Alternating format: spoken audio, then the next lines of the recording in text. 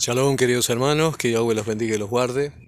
Bueno, continuando con estos estudios acerca de Josué, acerca del libro de Josué, hay algo que deseo que se reflexione previamente, algo que se piense previamente, y tiene que ver con que nosotros hemos compartido cientos, miles realmente de páginas escritas, hemos compartido videos, hemos compartido audio, incluso hay muchos de los hermanos de las distintas congregaciones en el mundo que participan de las reuniones de Zoom que hacemos, y por supuesto, las reuniones presenciales.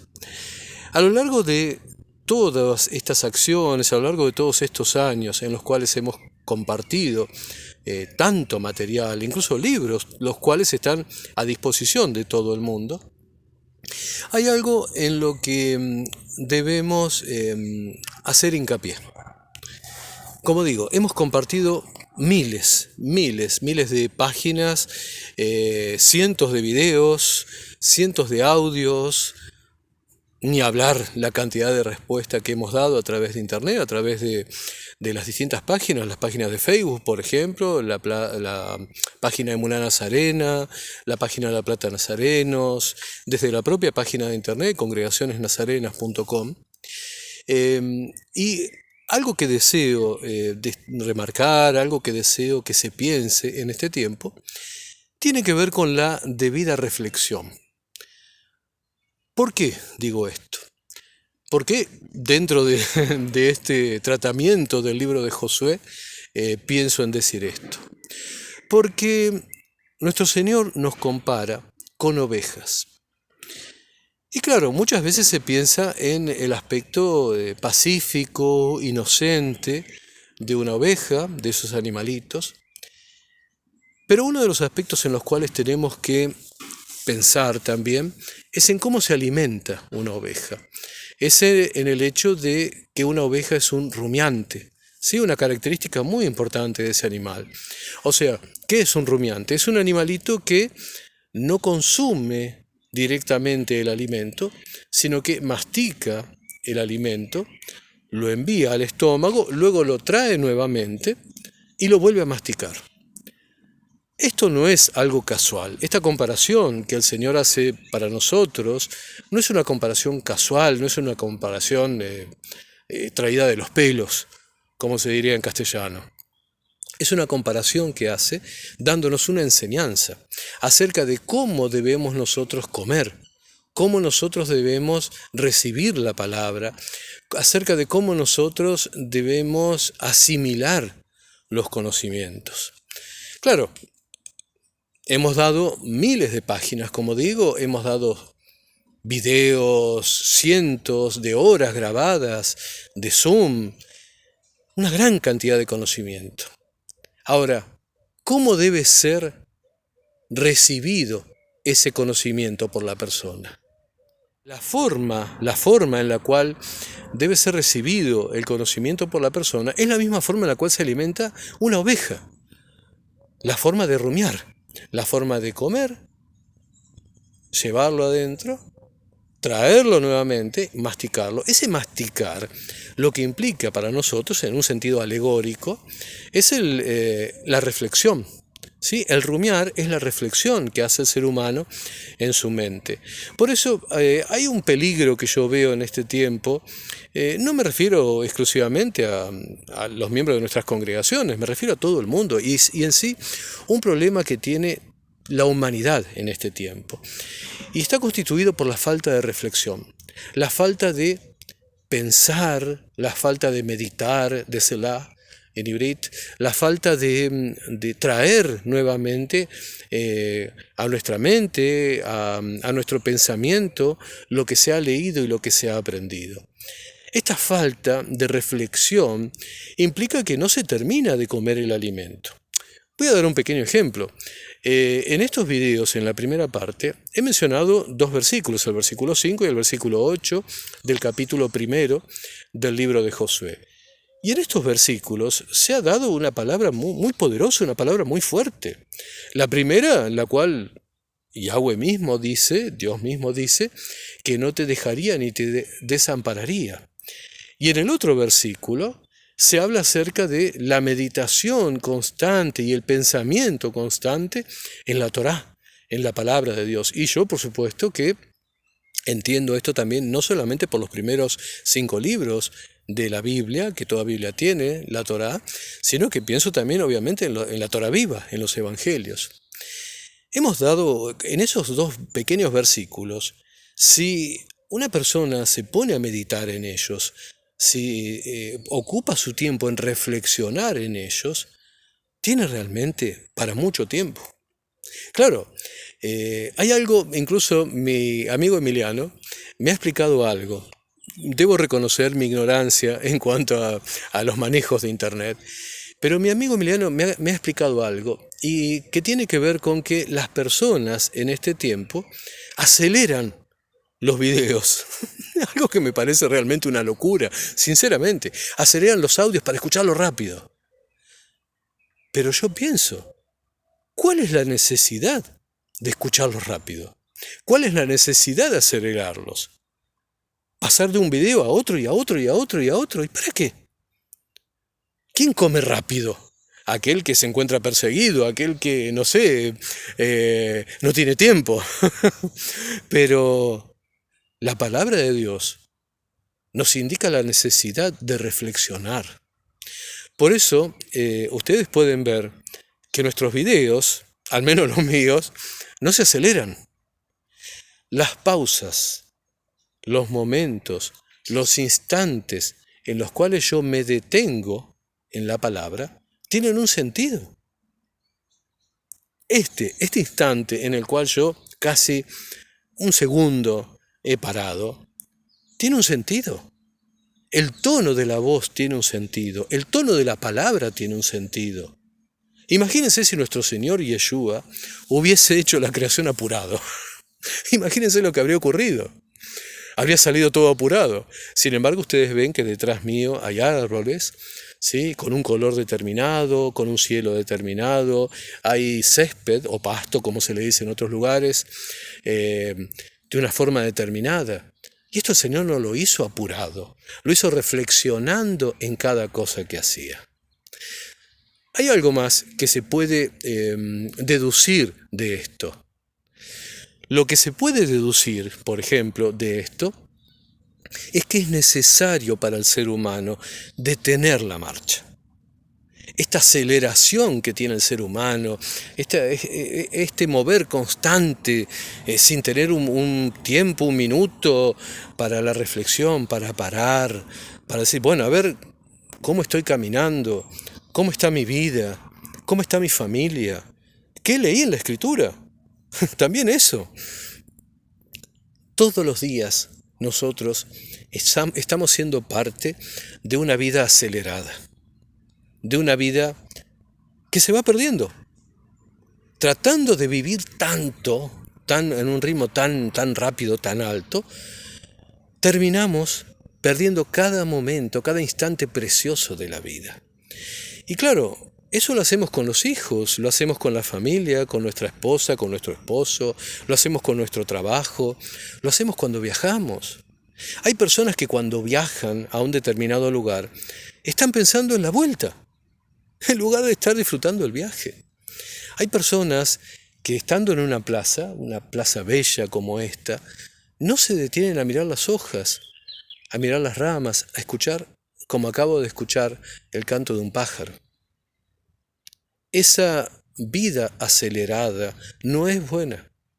No es buena para la mente, no es buena para el corazón, no es buena para los demás, para compartir con otros. Y por supuesto que no es buena para la palabra de Dios. No es buena para la necesaria reflexión que tiene la palabra de Dios. Como dije, en el estudio anterior, ¿sí?, en el video anterior de esta serie de videos con respecto a Josué, he dicho 2 palabras tremendas, 2 palabras fuertes para el ser humano. La primera, la del versículo 5, no te dejaré ni te desampararé. La segunda, aquella que nos conmina a que la palabra de Dios no se aparte en ningún momento de nuestra boca. ¿Y cuál es la fuerza? ¿Cuál es la fuerza de estos versículos? Nosotros deberíamos detenernos a reflexionar en ellos. Seguramente quien escuchó la primera parte está esperando a ver qué nueva cosa diré. Bueno, realmente lo que quiero decir es que se reflexione en los versículos anteriores. Yo he explicado que el cruce del Jordán por parte de Josué tiene una relevancia para nuestras vidas porque el cruce del Jordán implica también nuestro cruce personal. Hemos cruzado el mar de Suf, el mar de las cañas, el Yam Suf, el mar de las cañas personal, cuando dejamos atrás el pecado y comenzamos a caminar viviendo para nuestro Dios, ¿sí? Hemos comenzado ese tránsito en el cual nos relacionamos con Dios en el Midbar, en el desierto, ¿sí? Lo cual se ve en el libro del Éxodo, en el libro de Números, y una parte fundamental obviamente para el sacerdocio, ¿sí? Dada en el libro de Levítico. Esa unión que hay entre nosotros y nuestro Creador tiene un sentido. El habernos alejado del pecado tiene un sentido. ¿Cuál es el sentido? Que estemos prestos para poder cruzar el Jordán personal. Como dije, con una nueva generación, con un nuevo dirigente, o sea, una nueva forma de entender a Jesús en nuestra vida, a Yeshua, ¿sí? Hemos pasado de la imagen dada por Moisés a la imagen dada por Josué, que es una nueva imagen de nuestro Señor Yeshua para nuestras vidas. Pero ese tránsito, ese pasar precisamente a la tierra prometida cruzando el Jordán, lo cual digo que es también un tránsito personal para cruzar el Jordán, requiere de algo muy importante. Observen ustedes que antes de cruzar el Jordán se da ese capítulo 1 donde están estas indicaciones, ¿sí? Donde se dice no te dejaré ni te desampararé. Entonces, antes de cruzar nuestro Jordán personal, tenemos la preparación, la indicación de nuestro Padre de que no seríamos dejados, o sea, reemplazados por otro, ni desamparados, o sea, frente a las necesidades, frente a la situación de nuestros enemigos, frente a las situaciones de necesidad de alimento, de necesidad de ropa, de necesidad de casa. Nosotros tenemos la previsión de que nuestro Padre estará con nosotros. No seríamos desamparados. Y ya esto es algo en lo cual hay que reflexionar con profundidad. Esto no es una palabra para tomarla a la ligera. Esta palabra en la cual se nos promete cosas de parte de Dios, de este versículo 5, es algo en lo cual tenemos que reflexionar diariamente, ¿sí? Pensando en las diferentes situaciones en las cuales nos encontramos y tomarnos de esa palabra. Por eso, este versículo, por ejemplo, así como con todo, ¿verdad? Pero con este versículo tenemos que reflexionar, tenemos que pensar. Es más, si en algún momento se está dando una situación personal o familiar en la cual sentimos un desamparo, algo está ocurriendo. Porque la promesa no falla. Tengamos esto en claro. No seríamos desamparados. Si en un momento nos sentimos abandonados por Dios, ese momento en el cual muchas personas se sienten que caminan solos, algo está fallando, porque Dios no nos abandona. Entonces, es ahí cuando debemos reflexionar, rumiar la palabra como hace la oveja, ¿sí? Rumiar en la palabra, traer la palabra a nuestra mente y reflexionar en ella. Y observar qué es lo que Yahweh, lo que Dios, nuestro Padre, nos está mostrando con esa situación. Porque esa situación de desamparo, esa situación de sentirnos dejados, no es verdadera. Si Dios te ha escogido, es para no desampararte, es para no abandonarte. Por eso es que esto está relacionado con el versículo 8, que nos dice que tengamos la reflexión todos los días de la Torá en nuestra mente, ¿sí? En nuestro corazón, que estemos pensando a diario en todo lo que nos enseña la Escritura. Y no es algo para olvidar. Constantemente se nos está diciendo que volvamos a repensar en la Escritura, que en nuestra boca esté la Escritura. Pensemos esto por un instante. Nuestros pensamientos gobiernan lo que decimos. Por supuesto que en algún momento alguien puede soltar una palabra sin pensar, pero es lo mínimo. Nuestros pensamientos gobiernan lo que dice nuestra boca. El versículo 8 ¿de qué nos dice? Que constantemente en tu boca, en tu mente, esté la Torá escrita y la Torá viva, por supuesto. Entonces, si en un momento en nuestra boca, ¿sí?, en lo que sale de nuestro pensamiento, pasa por nuestra boca y se transforma en palabra, no está la Torá, ahí debemos reflexionar. ¿Por qué no está la Torá? ¿Por qué la Torá no está en nuestra mente? ¿Por qué la Torá no está en nuestro corazón? ¿A qué ha conducido esto? Y es precisamente esto lo que se relaciona con sentir el desamparo y sentirse abandonado. Ambas cosas están relacionadas. ¿Por qué siento desamparo? ¿Por qué siento abandono? Seguramente porque he abandonado la Torá. He abandonado la Torá escrita y he abandonado la Torá viva. Ambas están juntas. Sobre esto es sobre lo cual tenemos que rumiar en la palabra. En este instante, los conmino, los invito a que reflexionen, a que utilicen esa capacidad que el Señor ha dado para reflexionar. Es más, me gustaría dar un pequeño consejo. Ustedes saben que mi tarea principal no es hacer videos. He llegado a hacer estos videos por pedido, por invitación de mis hermanos. Mi tarea principal es escribir. Me gusta escribir, amo escribir y es algo que el Señor ha puesto en mi vida desde muy pequeño. Lo he heredado de mi madre, tengo que decirlo, ¿sí? Mi madre fue escritora en periódicos y fue escritora de poesía. Y lo he heredado de ella. Desde pequeño me ha gustado escribir. Ahora, este es mi llamado personal, ¿sí? Este es un don, un llamado personal, si se quiere, de parte de Dios. Pero escribir, en todo aquel que tenga alfabetización, que haya aprendido, que haya ido a una escuela, en todo se puede dar esto. Quiero invitarlos a que también lo hagan ustedes. A que como parte de la reflexión, como parte del rumiar, también escriban. Seguramente no es algo que esperaban, escuchar de un video. Sí, uno observa videos en internet y, bueno, que alguien de las raíces, lo que ahora se llama las raíces hebreas, ¿verdad?, invite a hacer esto, es un poco raro, pero es un poco fuera de lo común. Pero realmente les quiero dar este consejo, que es muy bueno para la gente joven y para los ancianos. Tomen un cuaderno, no sé cómo se dice por ahí en otros países, ¿sí?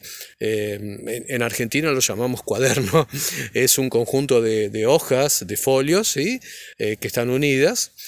Tomen una estilográfica, una biro, una virome, un lápiz, como se le llame en su país, y escriban. No es necesario que escriban todo lo que ocurre, no es necesario que escriban todo el día, pero tómense un momento, un minuto, para escribir algo que sienten con respecto a sus padres, a sus hijos, a las situaciones que tienen en la vida, a un texto bíblico que han leído, algo que les ha indicado, algo que Dios les ha mostrado. A veces no es necesario escribir un tratado bíblico. A veces la contemplación de la naturaleza conduce a cosas muy hermosas. El principio de la adoración se encuentra en la contemplación de la naturaleza. Sé que esto que digo puede sorprender a algunos, pero realmente en la perfección, por ejemplo, en este momento estoy viendo algunas flores, unas flores amarillitas, pequeñitas, que tienen una cantidad de pétalos, y tienen la misma cantidad de pétalos. En la perfección de una flor, uno puede ver la magnificencia, la gloria inmensa de nuestro Creador. Y uno puede reflexionar sobre eso, reflexionar lo que lo ha impactado, por ejemplo, ver una flor en la naturaleza, reflexionar sobre un atardecer, reflexionar sobre algo que le indica la mirada de un niño. ¿Por qué los conmino? ¿Por qué los invito a que hagan esto? Porque reflexionar es una práctica necesaria para poder comprender la voluntad de Dios. Reflexionar acerca de su escritura, reflexionar acerca de lo que nos dicen, de lo que nos enseñan, acerca de esto mismo que estamos hablando, es algo muy importante para desarrollar la capacidad de entender la voluntad de Dios en nuestras vidas. Los invito a que hagan eso. Tomen, no es necesario, acá no estamos hablando de grandes escritores, acá no estamos hablando de un premio Nobel de literatura. De lo que estamos hablando es de poder volcar en el papel algo que sentimos, algo que nos ha impactado. Como por ejemplo, una pequeña reflexión con respecto a estos 2 versículos del capítulo 1 de Josué. Van a ver cómo esto resulta algo muy útil, algo importante. Además, ¿saben por qué? Porque yo no soy el mismo de hace 10 años, no soy el mismo de hace 5, no soy el mismo de hace 1 año, ni soy el mismo de hace 2 meses. Entonces, escribir, por ejemplo, tomar notas de lo que acontece en mi vida, de lo que acontece en la lectura bíblica, por ejemplo, me permite grabar lo que siento en este momento. Luego, cuando vuelvo sobre este escrito, puedo ver mi cambio, puedo ver cómo me ha cambiado la palabra de Dios. Esta reflexión es importante. Por eso quise que nos detengamos este instante en este estudio de Josué para poder recuperar la capacidad de reflexionar. Una capacidad que muchos, me pongo también en el tren, no digamos que no, pero que muchos han perdido. Y esta capacidad de reflexionar es la capacidad de rumiar, de ser rumiantes, de traer lo que tenemos adentro, lo que hemos aprendido, lo que hemos leído, traerlo, masticarlo y que nos vuelva a alimentar.